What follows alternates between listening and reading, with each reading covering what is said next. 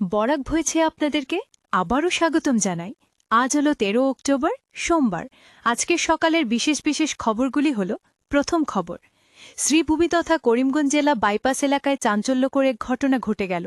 বাইপাসে food plaza রেস্টুরেন্টে রক্তক্ষয়ী সংঘর্ষ, উত্তপ্ত পরিস্থিতি। স্থানীয় সূত্রে জানা যায়, রবিবার সন্ধ্যা প্রায় ৭টায় সদর এলাকার বাইপাস সড়কের পাশে অবস্থিত ফুড প্লাজা রেস্টুরেন্টে রক্তক্ষয়ী ঘটনা ঘটেছে। ঘটনার সঙ্গে জড়িত দুই পক্ষের মধ্যে উত্তেজনা দ্রুত বাড়ায় আশেপাশের এলাকায় উত্তপ্ত পরিস্থিতির সৃষ্টি হয়। পরে পুলিশ ও আধা সামরিক বাহিনী ঘটনাস্থলে উপস্থিত হয়ে পরিস্থিতি নিয়ন্ত্রণে আনে। স্থানীয় প্রত্যক্ষদর্শীদের বরাতে জানা যায়, ঘটনাটি শুরু হয় রেস্টুরেন্ট সংলগ্ন বাইপাস সড়কে পার্কিং নিয়ে দুজনের মধ্যে তর্ক-বিতর্ক দিয়ে। স্থানীয় বাসিন্দা হিবিবুর রহমানের লরি পার্কিং নিয়ে রেস্টুরেন্টের মালিক হাসান আহমেদের সঙ্গে কথা কাটাকাটি শুরু হয়। এক পর্যায়ে হাসান প্রথমেই একটি লাঠি দিয়ে হিবিবুরকে আঘাত করার চেষ্টা করেন, কিন্তু হিবিবুর নিজেকে রক্ষা করতে গেলে ঘটনাটি আরও রূপ নেয়। প্রত্যক্ষদর্শীদের দেওয়া বয়ান মতে জানা যায়, হাসান হঠাৎ হাতে একটি ধারালো সবজি কাটার অস্ত্র নিয়ে এগিয়ে আসেন এবং হিবিবুরের দিকে তেড়ে যান। আত্মরক্ষার চেষ্টা করতে গিয়ে হিবিবুর অস্ত্রের আঘাতে হাতে কাটা যায় এবং প্রচুর রক্তক্ষরণ হয়। এই সময় আশেপাশে জনতা উত্তেজিত হয়ে রেস্টুরেন্টের ভেতরে ভাঙচুর শুরু করে। পরিস্থিতি নিয়ন্ত্রণে আনার জন্য স্থানীয়রা আহত ব্যক্তিকে দ্রুত সিভিল হাসপাতালে পাঠান।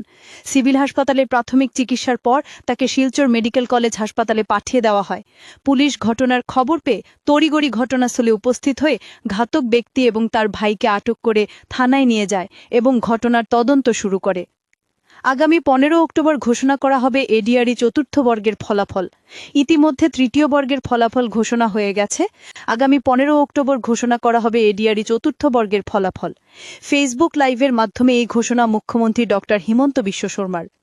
লজ্জিত মানব সমাজ, ১৪ মাসের নাতনির সঙ্গে অশালীন আচরণের অভিযোগেরে চাঞ্চল্য নিলাম বাজার থেকে আটক করা হয়েছে অভিযুক্তকে। এক মর্মান্তিক এবং চাঞ্চল্যকর ঘটনায় তলপাড় পানিসাগরের পদ্মবিল এলাকা। বাড়ির পাশে কাদার নিচ থেকে উদ্ধার হল মাত্র ১৪ মাসের এক শিশুকন্যার মৃতদেহ।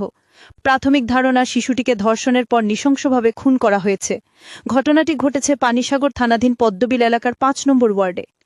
শিশুকন্যার পরিবারের অভিযোগ, শিশুকন্যাকে ধর্ষণের পর খুন করে মৃতদেহটি মাটির নিচে পুঁতে রাখে তারই দাদু জয়নাল উদ্দিন। এই ঘটনা সামনে আসতেই এলাকায় তীব্র উত্তেজনার সৃষ্টি হয়।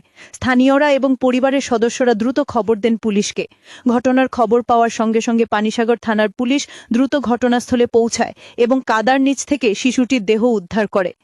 ঘটনার পর থেকে অভিযুক্ত দাদু জয়নাল উদ্দিন পলাতক ছিল, তবে পুলিশি তৎপরতায় শেষ পর্যন্ত তাকে আটক করা হয়েছে। রবিবার সকালে রাজ্যের নিলামবাজার এলাকা থেকে অভিযুক্তকে গ্রেফতার করা হয়েছে। কাটলিছড়ায় অঙ্গনারী কেন্দ্রে নাবালিকাকে ধর্ষণ, পলাতক অভিযুক্ত। তীব্র চাঞ্চল্য, এক নাবালিকাকে অঙ্গনারী কেন্দ্রে নিয়ে ধর্ষণের অভিযোগ উঠেছে গ্রামেরই এক যুবকের বিরুদ্ধে। ঘটনাটি ঘটেছে শনিবার রাতে কাটলিছড়া থানা এলাকার নিষ্কর গ্রামে। অভিযুক্ত অনুপ কুমার রায় পলাতক।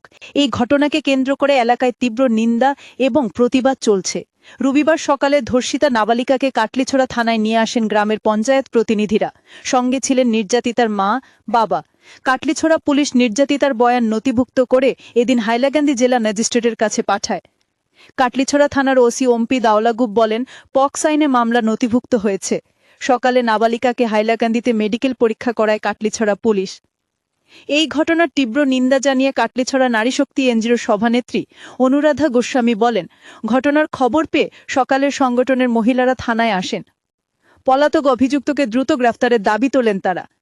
আজকের বরাক উপত্যকার ৩ জেলার আবহাওয়ার খবর। আজও বরাক উপত্যকার ৩ জেলার আকাশ ফর্সা থাকার পূর্বাভাস।